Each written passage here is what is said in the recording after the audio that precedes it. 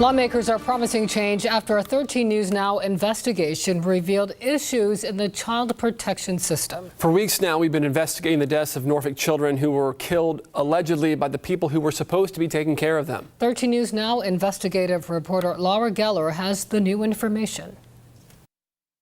In these recent child abuse cases, loved ones say the system that was supposed to protect these children failed them. We brought the stories to a state delegate who now says that system needs to change. I thought that this case was horrific. Delegate Mike Mullin pauses as he remembers Heaven's story. It was something that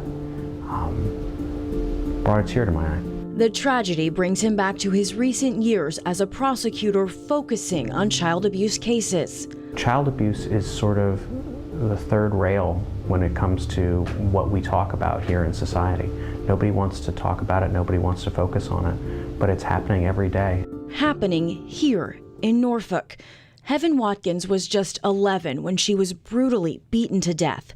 Our investigation showed Heaven's family had a history with child protection in Minnesota. When the family moved to Norfolk, CPS here got involved in February, but kept the little girl in her home. Just 3 months later, Heaven would wind up dead, allegedly at the hands of her mother and mother's boyfriend. Officials won't say if CPS workers in Norfolk knew about that history in Minnesota. We uncovered there's no requirement to check with social services in other states. When we're talking about the lives of children, should this be a mandate, not just a best practice? You know, this is actually something that you brought to the forefront with your coverage, and honestly, it needs to change. We've also found out even if the state were to mandate Virginia caseworkers contact other state CPS systems, there's no easy way to do it. Different states don't work together.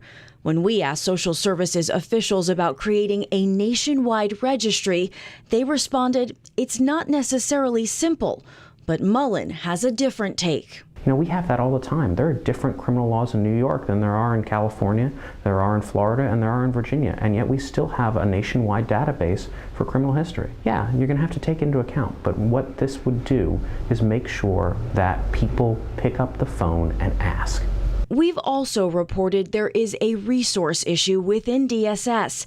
It's at the heart of many of the agency's challenges. It all comes down to funding, and it all comes down to where we put our money. You know, our budget is where we show where our priorities are, and perhaps we need to show a greater priority to social services. Is this something that you think the General Assembly needs to take on? Absolutely. You know, when the law stands in the way of protecting children, then the law needs to change. And Mullin believes to truly make changes that will save the lives of children, the federal government also needs to step up. We're taking our investigation to congressional lawmakers. We'll tell you the actions they plan to take as well. Laura Geller, 13 News Now.